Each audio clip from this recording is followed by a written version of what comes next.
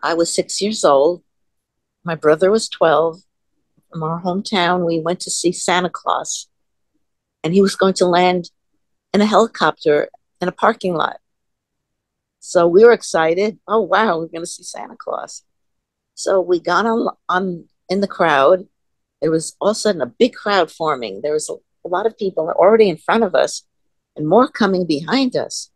And my brother held my hand tightly, and we were just waiting. And the helicopter was just starting to land, and people started moving forward from behind and in front. And my brother lost my hand, and I didn't see him anymore. I couldn't find him, and I was so little, and people were pushing, and I was about to hit the ground. I was about to be stampeded.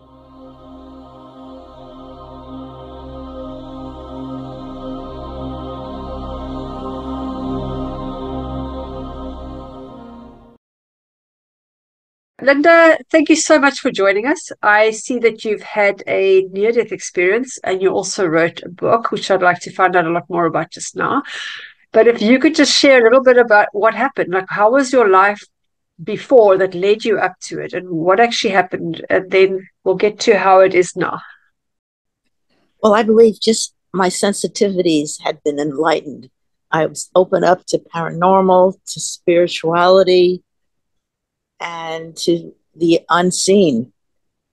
And my abilities developed where I became a psychometrist, holding personal items and reading people, telling them about themselves. I would get clairaudience, clairvoyance, clairsentience. And people were telling me, how did you do that? And all I did was go to a class and practice, and not knowing I could do this. And people were enlightened. They were coming up to me. I was invited to hotels, to comedy clubs. I did performances on stage in theaters. I even did parties, and I performed in front of psychiatrists, which was fun. That was really fun. I was wondering how they felt about my analysis of them. so, so it's been a journey. And then because of certain experience and curiosity and reading about Ruth Montgomery and how she channeled well-known people and how she went about her political days and all that, and I decided to try automatic writing. And started channeling people. I channeled for friends. And then lately, a comedian, and I channeled a manuscript that I kept in storage for over 37 years and didn't take it out until a friend encouraged me to do something with it. She said it's spiritually significant. So I felt bad that I didn't do anything with it. So I took it out of storage. My light started to blink, and there was no breeze from a window. It was in the winter. The door was closed, and I felt, oh, this is a wake up call for me to do something with this book. And oh boy, it took a year, but I did it. And I finally came out with this book of it going on a year now. It's been it went so fast because I was working on promoting it so people would finally know what this spiritual significance was, and to read the book and to understand, especially now with what's going on in the world. They're so important. It's so vital for people to read these words. Even if you're a skeptic, read the words, get the information, how we're going to survive, and to open up to the paranormal, that there is a spiritual realm besides here on earth. Yeah, so there's a lot to unpack here. So let's go back. So you've always had these psychic abilities, or when did that start? Well, I don't know how long I've had them. I did get feelings about certain things that I thought would happen, and it'd be some pictures in my mind. I call them photos in my mind when I was a young girl, but I didn't know what they really were because as a young child, and you think it's part of life until you just think it's an experience. You don't know if it's anything special Yeah. until you find out there is. And when I went to psychometry classes, I found out about more paranormal. I found out that I was a spiritual being and that my experiences that I had that were divine intervention was there was a reason behind it and why I went through these experiences. All I could say is, here I am. I'm talking to you. I'm talking to people about them where I was so quiet. And I thought no one would believe me. How can you open up about these things where people wouldn't think you're crazy? You're, are you talking to someone? I said, no, I'm hearing the thoughts. I'm not hearing things or voices. I'm hearing thoughts in my mind, my quiet thoughts. And when you're channeling or writing, you're just writing and you're just sensing the words, but you're not thinking like a writer. You're just writing the words. And then you look back and they're real words and they make sense. Some of them might be like, you might have a word that you didn't spell right, or it might be too many words in one sentence, but the meaning is there. And when you write for friends and people you know or people you don't know, and they tell you, how did you do this? You're telling me about my life. I can't believe it. They said, I believe it, but it's hard to believe, but thank you. And when you finally find people who are listening to you and saying, wow, thank you for sharing. I said, it's been in me for so long that it's like, what? I'm exhilarated. And I can't believe that little me, was this quiet, shy person, is talking about these things and helping people.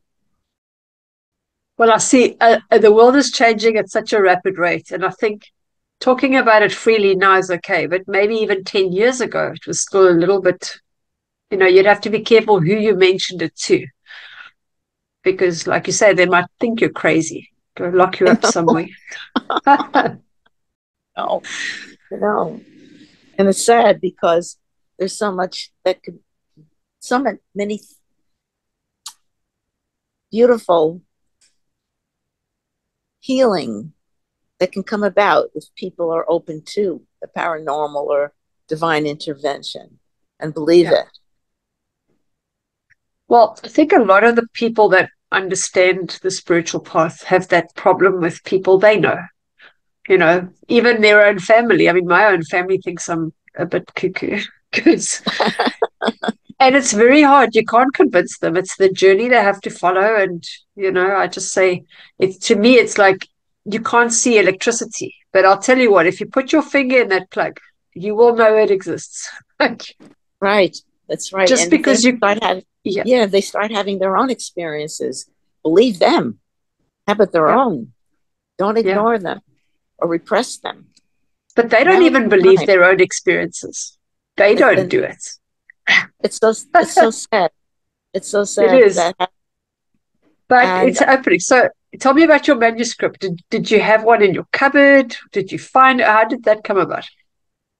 well, the manuscript came from the automatic writing. That is the manuscript, and it Okay. was put in storage because I tried to tell a few people. I actually did, and a few people looked at it and said, "Well, it needs a lot of editing. It's very wordy. It's really dense." And I even sent to an editor, and he said it's very difficult to go through. You really need to watch the repetitiveness. And I wasn't a writer, so I just was a channeler. So I just threw words out.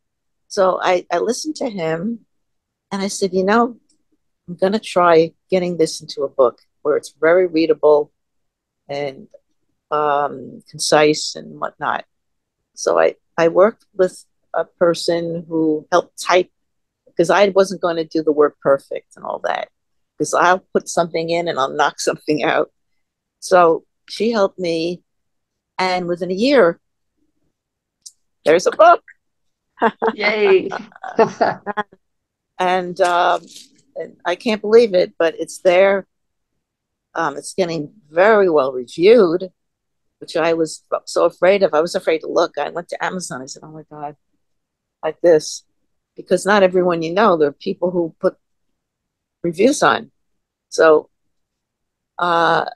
sometimes it's hard to get them, but it's been amazing an experience because they're telling me they really love the book, and they read it again, and they said it's poetic and all this other stuff, and I'm just glad I got it, that it's done and out there, and I'm promoting it. I'm doing all these podcasts, and people are coming to me, and it's like, wow, it's something that I won't forget.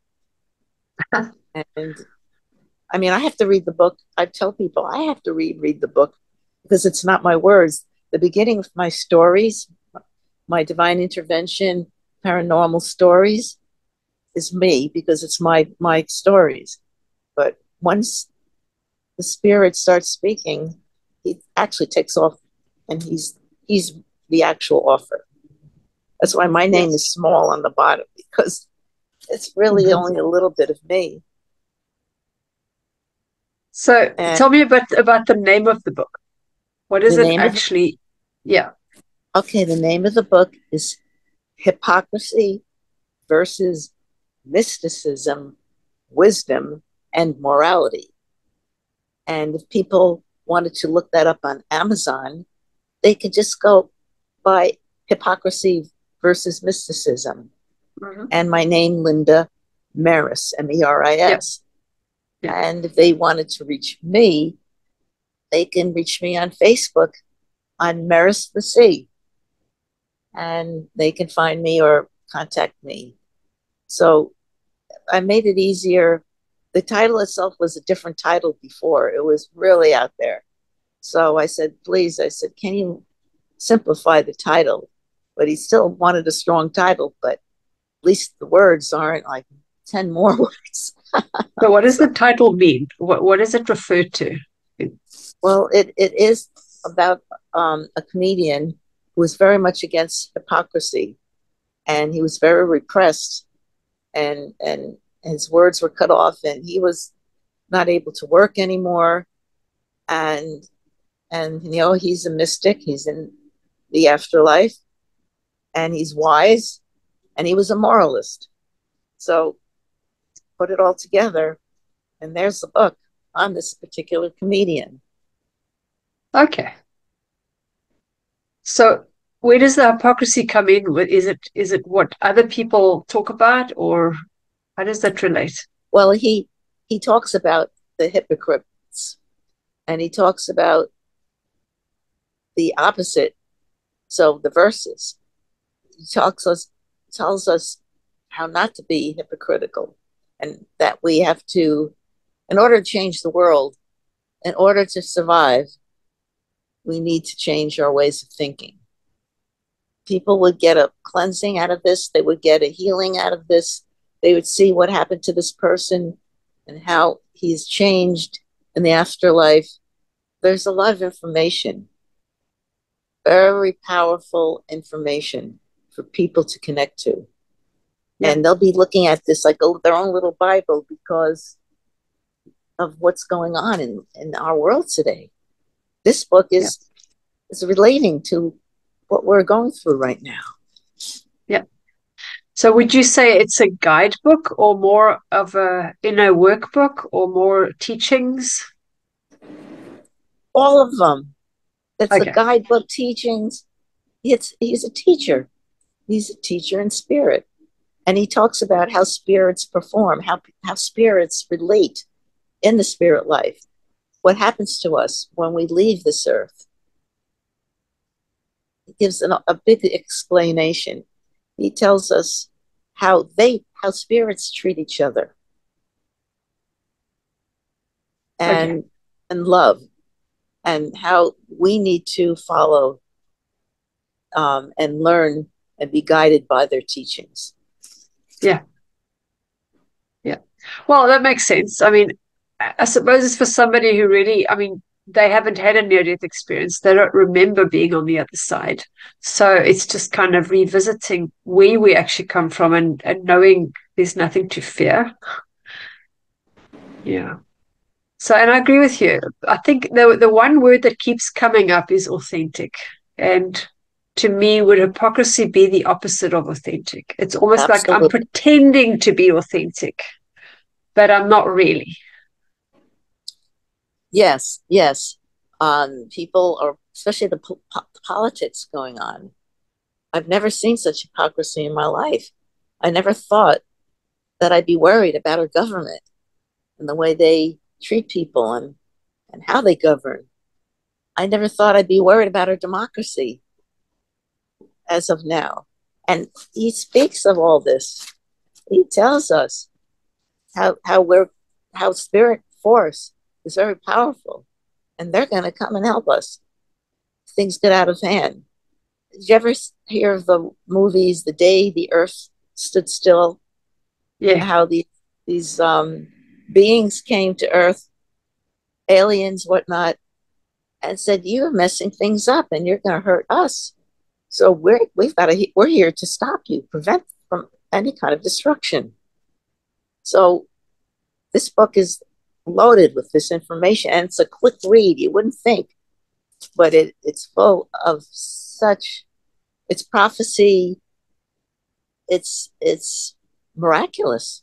This book is miraculous, and people should just dive right in, and keep it as a little Bible, their own little Yeah. Bible of wisdom.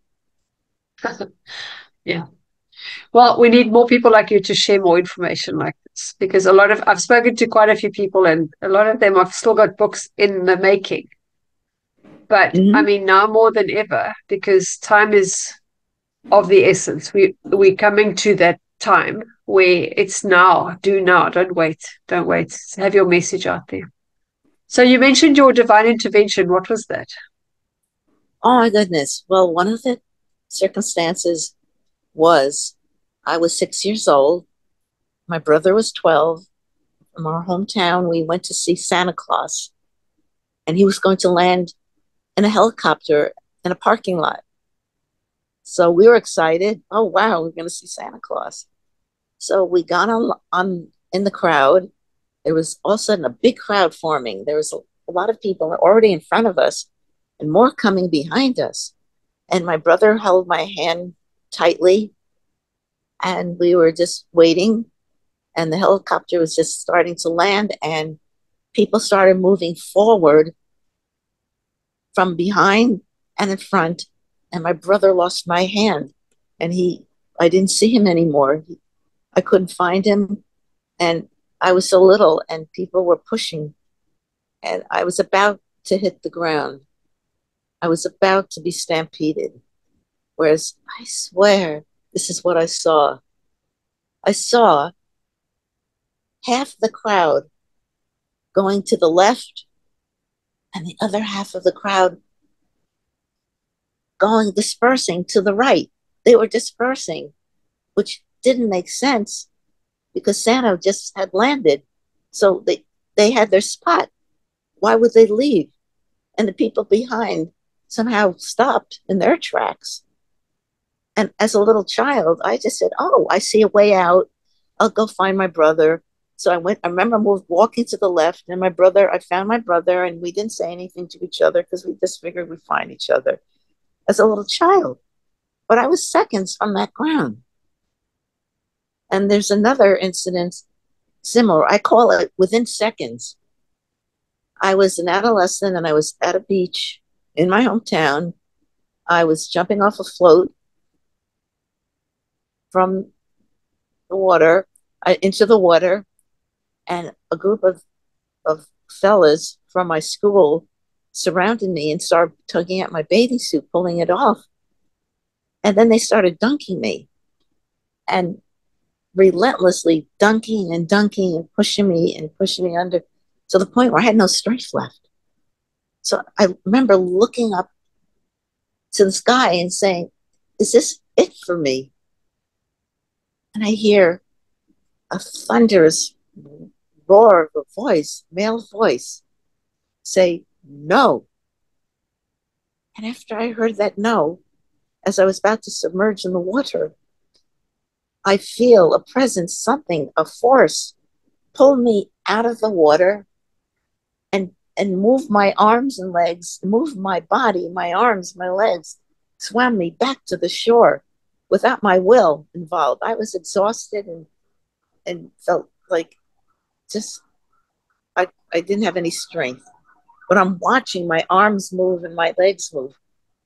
I was behind, not above my body, but I felt I was there, but I was in the back, like a back seat of a car, watching the driver drive my body. And I didn't will my arms. I didn't will my legs, but my body swam to the shore.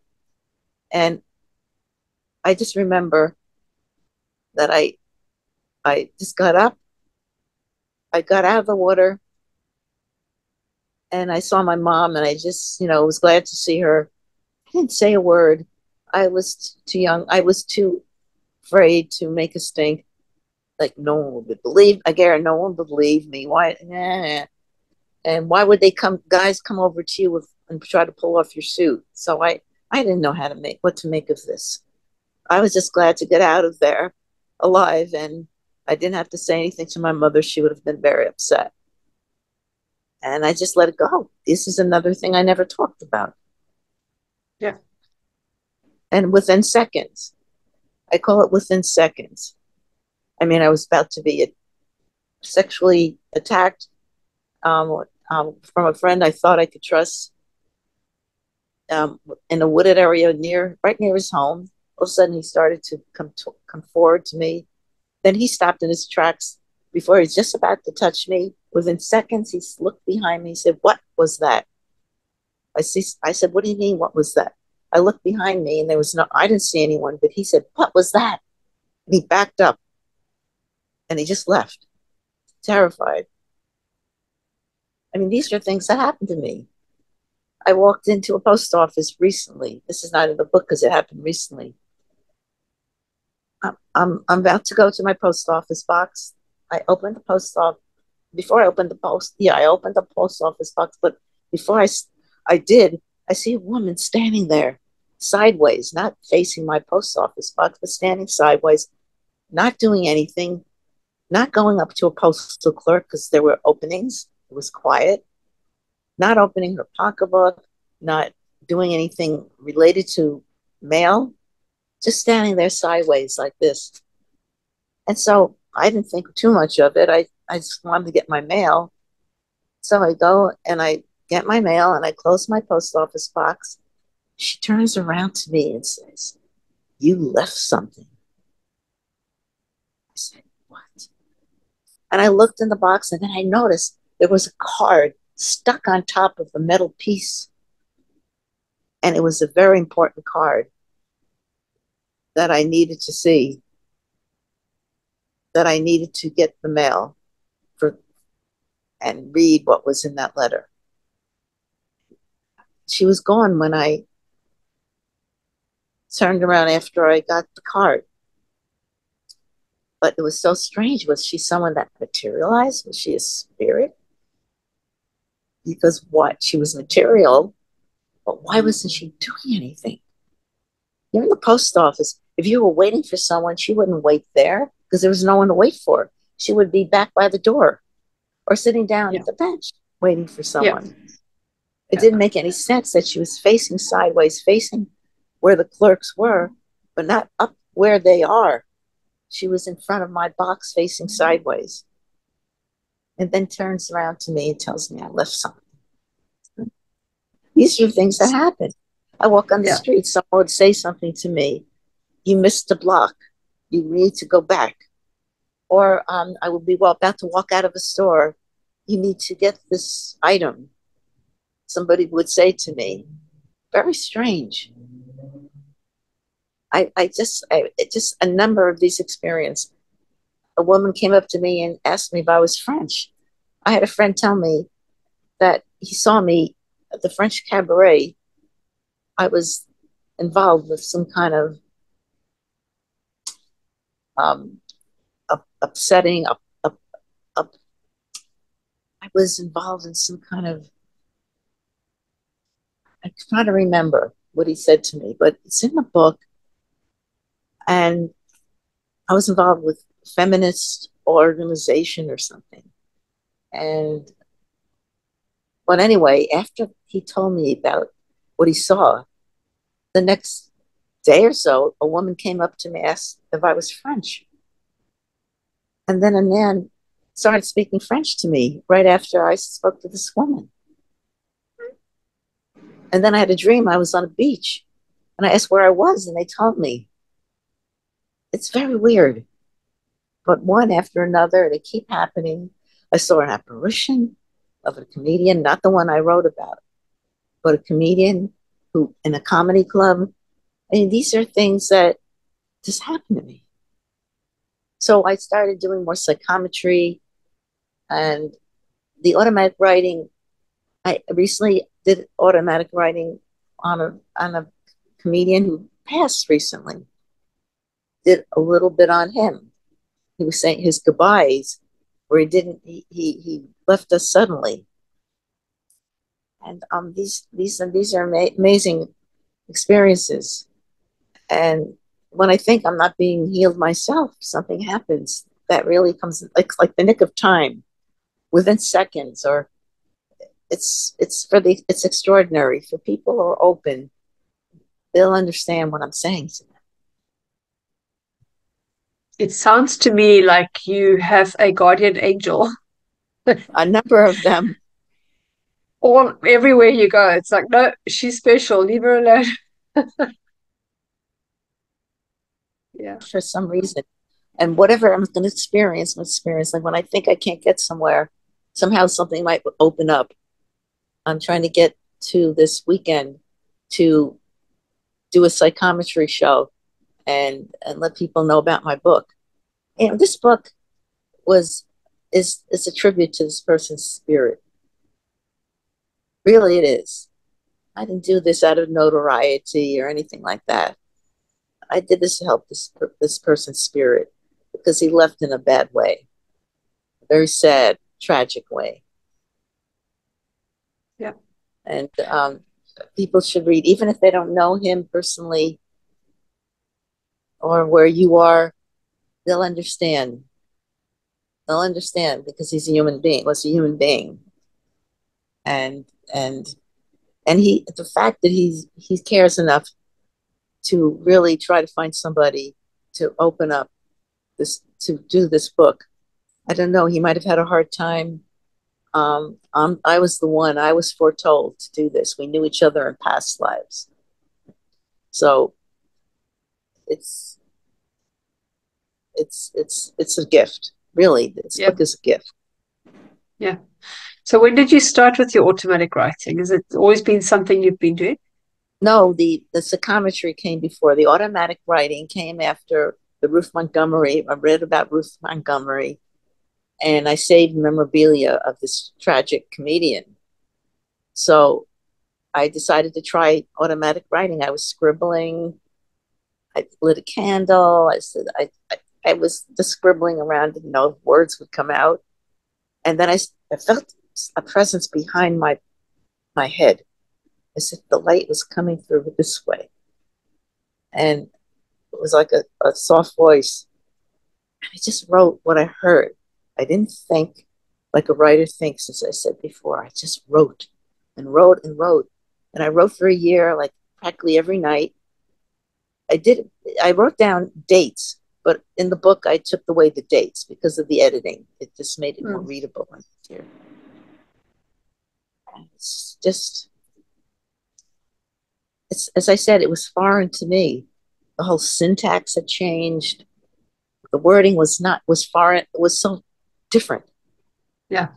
There weren't words that I used, and he kept saying one word repeatedly, semantics, semantics. And we had to cut down on semantics. It was a little much. Semantics. And he he he was a force, a strong force, that's for sure. He told the truth. I'll read you. I'll tell you one poem. I call it a rap poem. Yeah. I'll say it now. Okay, let me see. If I had a rap poem, it would be. He had some slang. Dig it, don't dope. Let me look it up. See, it's foreign to me, so I have to look it up. Be right with you.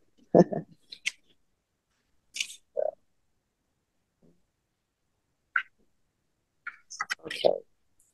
If I had a rap poem, it would be, dig it, don't dope. It's justice I denote. I'm a man of my word, as you might have heard. I wrote this book as I knew I should. I quote the truth. I lay it on real tough. I do it all in the name of love. Bigotry, don't jive. In ignorance, we won't survive. So he goes on and tells us, he's telling us what we need to know. He's trying to change our ways to survive. Yeah. Well, what's good is that, like, some people, when they're channeling information, it's going through their own filter. So when you're automatic writing, you're not filtering anything. It's literally just going through you with no. So it's like it hasn't got that extra layer. It's the raw information, which is great. And then it's just, like you said, a matter of putting it into a way to make it read easier, which is semantics. Right there it is. It's wild because when I channeled this other comedian, the one who was recently deceased, he said words that I don't use. I think more British. And I had to look up to make sure it was actually the way the word would be. And I was completely flabbergasted that I said, it's very authentic. It's coming through authentic because I don't say those words or that word that way. Yeah. Yeah. So it's wild. It's absolutely wild. And a friend of mine keeps looking over the words that I wrote for him 20 something years ago. I did do a little bit of, well, that was after the book was put in storage and I had done the automatic writing. I think it was the early 90s when I kept doing some of it besides the psychometry. And he told me that he still reads what I wrote. He said it's true to this day. Yeah. So it makes me feel good that I'm doing something right and I'm helping people. And then somehow I'm a healer. Yeah. That's it. Well, everyone's got their way. Sure. And doing comedy, I'm still with a comedic group, and comedy is another form of healing. So I'm hoping I put that out there more because I stopped that for a while, especially during COVID. Things were really crazy. So I didn't do that much, but I'm out to do what I'm supposed to do. I'm here for a reason. We all are. And we find our reason, we find our gift. Just let it go because it is a gift and it happens. Yeah. And whatever way it happens and whatever way it comes out, when it comes out, how it comes out, it's meant to be. It's for our own good and it's for helping others. And I really feel that people should do what I'm doing now. Don't be afraid. Other people will listen to them now. There's so many paranormal shows on TV, paranormal groups, spiritual groups. that we can go to and listen to what others have gone through. And there we are. We just have to bring peace and love back to the world. We have Yeah. to we have to go into our real true hearts and share our Yeah. information. And I thank you for having these podcasts, because people like you are also sharing our information. Yeah. Well, that's my little contribution. Mhm. Because how else to get it out there? I mean, we've got all these platforms. Let's use them. They can be used for good as well. Yes, yes. Yeah. And you don't know whose life we can be saving, or someone can say, gee, I went through what Linda went through. Oh Yeah. my goodness. And Yeah. she's, here to talk about it, Yeah. because people, I don't know why the ignorance was going on, why people were shut out from all this. I'm trying to understand Well, that. I think our bodies are changing. I know we're becoming more crystalline, so people are starting to open up more and faster, and with all the solar ray flares and all of that stuff, the changes. But I think COVID was a huge kickstart.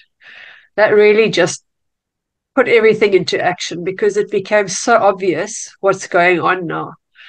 I mean, things that I believed didn't exist. I mean, it's almost like our childhoods were just a farce. Talk about the hypocrisy again. We thought we were having democracy. We thought we were experiencing freedom in the Western world. That wasn't true.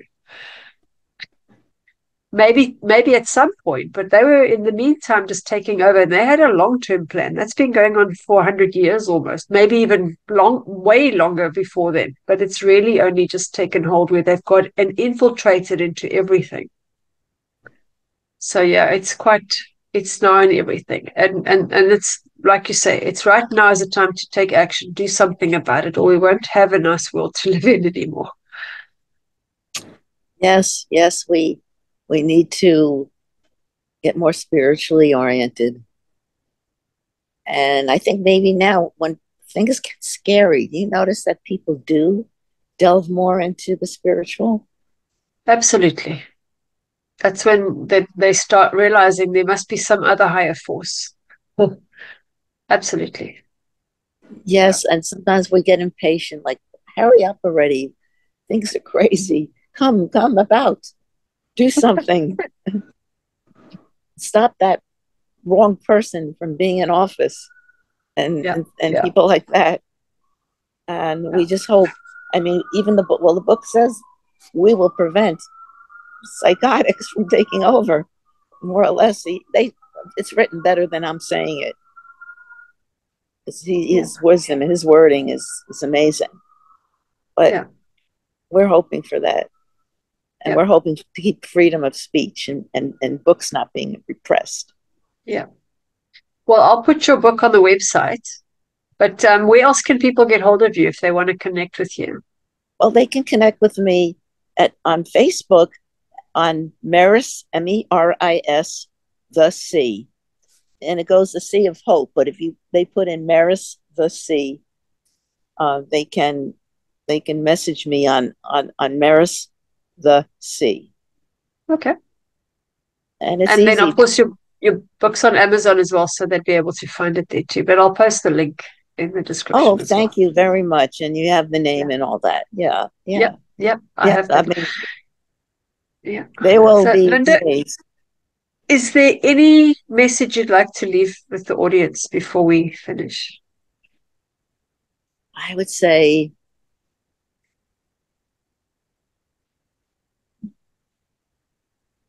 don't be ashamed of your past, whether you did good or not, because things can change and you can still be loved. Even if your family was distraught or you lost a lot of people, don't blame yourself. you are God's gift, and you are worth being here. And be true to yourself. Do what you were afraid to do. Do what you feel is good for you. And give blessings. Give blessings for anything that happens to you that's beautiful and encouraging. Thank you. That's beautiful. And I resonate with that. So yeah, absolutely. So many people are living in regret and past instead of saying, what do I want to create? Because the past isn't going to change, but you can change your outcome. You can change your future. Mm-hmm. Okay. Well, Linda, thank you so much for sharing. I'm definitely fascinated with getting the book, so I'll be one of them. Thank you so much. And Okay, and that's wonderful, and to spread the positive vibrations all over, yeah, and have a sense of humor. yeah. I told my someone I was dating that I'm going to have more fun. I want to have more fun. And then he was That's like right. putting pressure on me to have fun. And I'm like, now you're taking the fun out of it. Yes, you can have fun and put on music that you enjoy, go dancing, go to the theater, eat good, be with your friends, express yourself, feel free to be yourself. Yeah, yeah, exactly. That's what it's about, right? Be Exactly. authentic, be yourself. Yes, Yeah. it's the only way to be. Well, yeah, you can't live somebody else's dreams. You can't be somebody that somebody else expects you to be because that's just going to last a certain time and then it's going to finish. Right. So, and what's the point? Because they're not going to be happy with you anyway. If they're not happy with you now, they're not going to be happy with you as somebody else. No, no, be yourself. Yeah. And sometimes it's hard for people. It's hard because they were taught differently. They were Yeah. taught to hate. They were taught to be cruel. They were taught to not do what's in their heart, do what Yeah. they're told. Yeah. And that's a That's big it. problem. Yeah. Well, it's breaking the conditioning. Yeah. So Absolutely. we hereby give them permission. All right. Well, Linda, thank you so much for sharing. And yeah, I hope to catch up with you soon. Okay, great being here. Appreciate it. Yeah. Awesome. Thank you. Have a lovely day. You too. Okay. Bye bye. Bye bye.